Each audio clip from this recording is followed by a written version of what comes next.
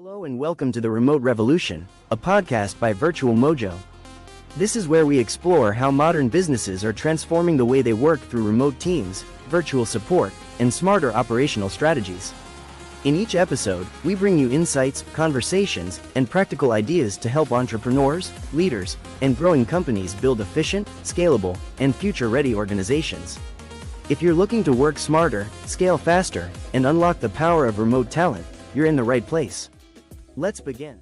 Welcome to Season 1, Episode 22 of the Remote Revolution with your host Aneeq and Umaima as our guest. Today we're exploring the story of a busy physician whose workload had grown to nearly 70 hours a week. We'll look at how strategic remote staffing helped reduce administrative pressure, reclaim valuable time, and create a more sustainable balance between patient care and practice operations. Right. So imagine running a highly profitable, multi-million-dollar medical practice, but your actual day-to-day existence is dictated by printer jams. Yeah, printer jams and resetting passwords. Exactly. And rewording out-of-office replies. That was the hidden reality for the doctor in our source notes today.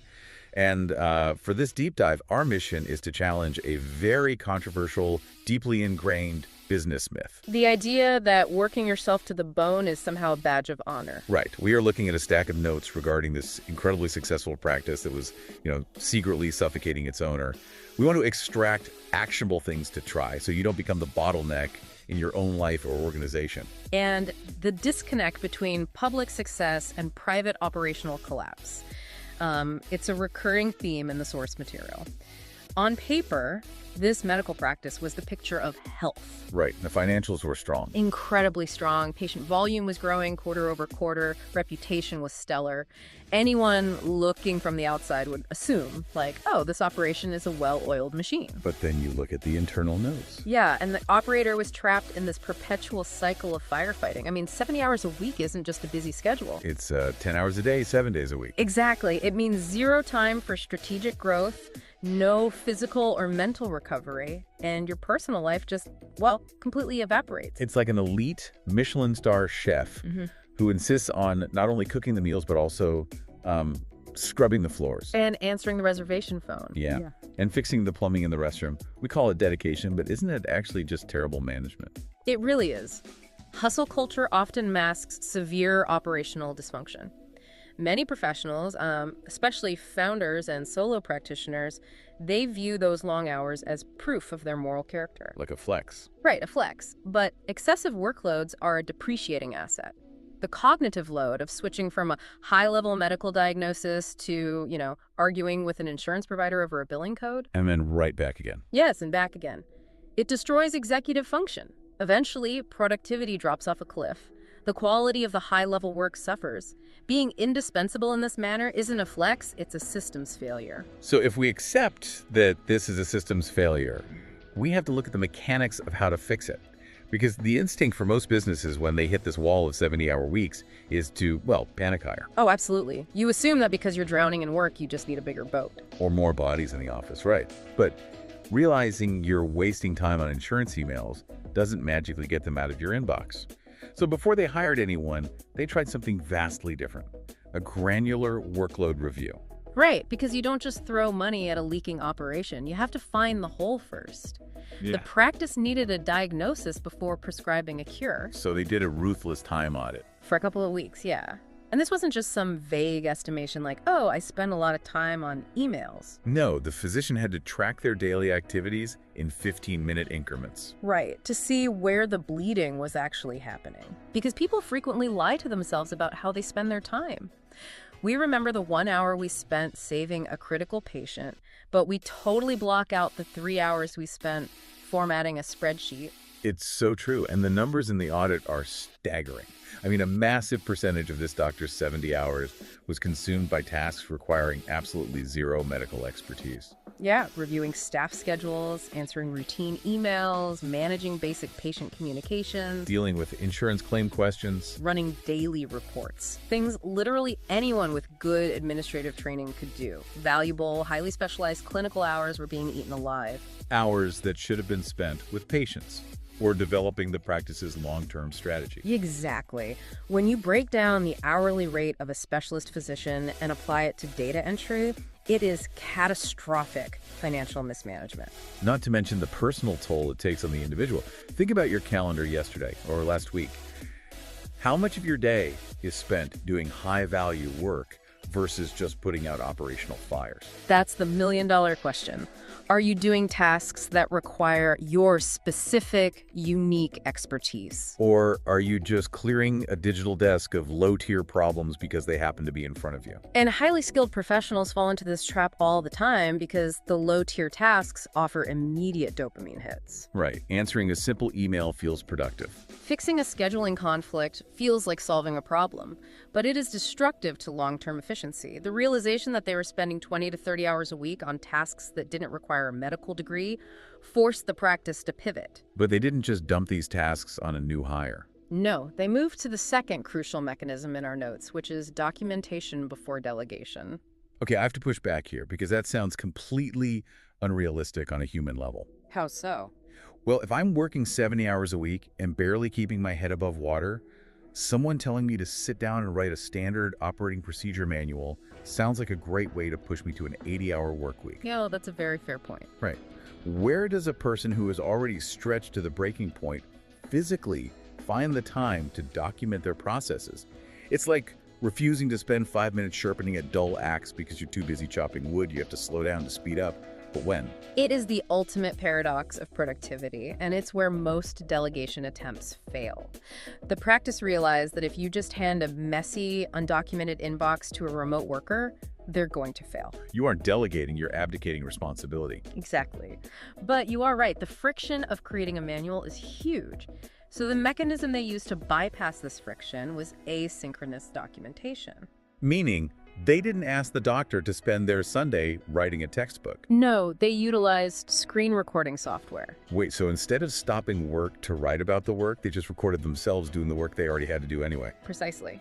When the physician had to process a specific type of complex insurance claim or, format the weekly schedule, they simply hit record on their screen and narrated their thought process out loud. Just talking through it. Yeah, like, I'm clicking here because of X, I always check this box because of Y, and if this error pops up, here's how I resolve it.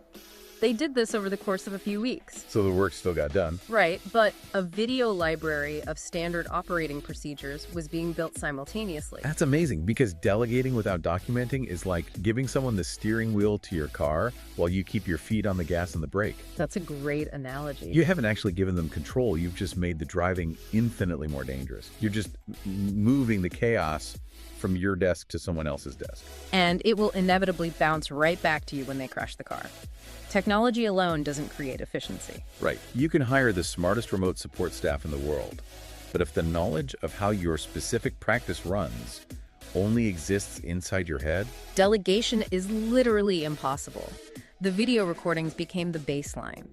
A remote team member could watch the video, write out the step-by-step text manual themselves, and then present it back to the physician for approval. So the physician offloaded the actual creation of the training manual to the person being trained. Yes. Okay, if the mechanics of this are as straightforward as narrating a screen recording, we have to ask why so few leaders actually pull this off. Psychological roadblocks. Yeah, our source material points heavily to that. We love to convince ourselves that our email answering skills are somehow magical. And completely unreplicable by mere mortals. Right, like, oh, only I can word this out-of-office reply with the precise nuance required. But really, only I can do it is usually just code for I haven't bothered to write the instructions down. The ego is the single biggest bottleneck in business growth. The notes show this physician heavily hesitated. They feared a drop in quality control. They worried the patient experience would suffer. And they were terrified of losing their grip on the practice. We build our professional identities around being the ultimate problem solver. The hero of the office who swoops in to fix the jammed printer or salvage a scheduling conflict. Exactly. Relinquishing that hero status is incredibly difficult. But how do they actually get over that fear? Because the fear of a new remote staff member accidentally sending the wrong medical file or messing up billing is a very real, tangible risk. They mitigated the risk through a structured, gradual transfer of responsibility, sometimes referred to as a shadow system. So they didn't hand over the keys to the kingdom on day one. No, definitely not. For the first 2 weeks, the remote staff member would draft the emails or prepare the reports, but the physician had to review and hit send. Okay, making sure it's perfect. Right. Once the physician saw that the remote worker was following the documented system flawlessly, the trust was established. They then moved to a system of managing by exception. Managing by exception, meaning the remote worker handles 95% of the routine volume and only escalates the weird, unpredictable 5% back to the doctor. Exactly. The routine work is heavily filtered.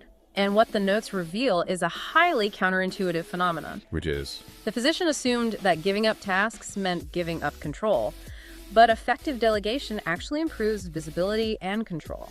Wait, how does giving the steering wheel to someone else give you more control? Think about it. When a process lives entirely in your head, it's a black box. Even you don't really know how long it takes or how many steps it involves. You just do it on autopilot. Right, based on your subjective energy levels that day. But the moment you are forced to document it so a remote staff member can execute it, that process becomes measurable. You can track turnaround times.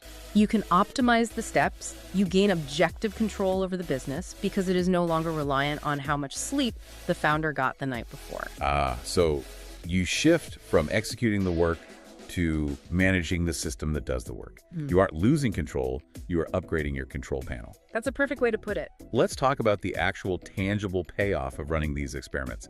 By auditing the workload, capturing the processes as they happened, and systematically handing them off to targeted remote support. That crushing 70-hour work week shrank to 50 hours. That is wild. Nearly a part-time job's worth of time, 20 hours, reclaimed every single week. And you didn't get 20 hours back by working faster or by adopting some new aggressive time management philosophy. Or by chugging more espresso. You got it back by redesigning the flow of work itself. The practice didn't try to squeeze more efficiency out of a human being. They built a more efficient operational machine. And the cascading effects noted in the source material are profound. The physician's stress levels plummeted. Their clinical decision-making sharpened because they were no longer suffering from chronic decision fatigue. Right, caused by micromanaging administrative trivia. And they were finally able to exist as a human being outside of the practice walls. What also really stands out in the documentation is the reaction of the in-house staff. The common fear is that bringing in remote workers or heavily restructuring workflows will create resentment. Or fear of replacement among the local team. But the in-house staff here reported a massive increase in job satisfaction. Because clearer workflows eliminated the operational traffic jams. When the doctor was working 70 hours and insisting on touching every single process, they became the ultimate bottleneck. If a nurse needed an approval or an administrator needed clarification on a complex insurance policy, they had to wait for the doctor to have a free minute. The entire staff was constantly waiting for permission to do their jobs. By routing those routine tasks to dedicated remote support via clear systems, the bottleneck was removed. The local team could actually execute their duties without waiting for the hero to save the day. So we want to leave you with a diagnostic checklist based on everything we've extracted today. If you are listening to this and you feel like taking a 2-week vacation is functionally impossible because the business would burn down without your daily intervention. You are suffering from a systems failure. If your calendar is entirely reactive, meaning you arrive at your desk with a plan, but your entire day is immediately hijacked by endless interruptions. Small emergencies, inbound requests, your workflows are broken. If every single problem, no matter how trivial, eventually lands on your desk for a final decision, you have abdicated your responsibility to build a self-sustaining team.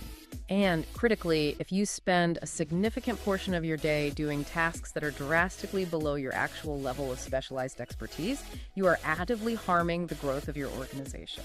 To quickly recap the actionable things to try. First, audit your time ruthlessly for 1 week in 15-minute increments. Second, isolate the low-value routine tasks from your specialized high-value work. Third, bypass the friction of documentation by recording yourself doing the work asynchronously. And finally, utilize remote staff to take over those systems gradually, building trust through a shadow system. Growth should not require sacrificing your life indefinitely. We've talked about how reclaiming those 20 hours saved this doctor from burnout, but consider this. If you suddenly got 20 hours back next week, because you finally documented and delegated your routine tasks, would you actually know what to do with that freedom? That's a heavy question. Right. Or has being too busy become a comfortable place to hide from doing the truly challenging, high-level strategic work you know you should be focusing on? Are you holding on to the mop because you're afraid to actually run the restaurant? Something to think about as you review your calendar this week. Thanks for joining us on this deep dive, and we'll catch you next time. Thank you for listening to The Remote Revolution. If you enjoyed this episode, make sure to subscribe and share it with other professionals who are building the future of work. To learn more about how Virtual Mojo helps businesses grow with highly trained virtual assistants and remote support teams, visit www.virtualmojo.com. For inquiries or collaborations, reach out to us at contact@virtualmojo.com. Until next time, keep building smarter systems and embracing the future of work.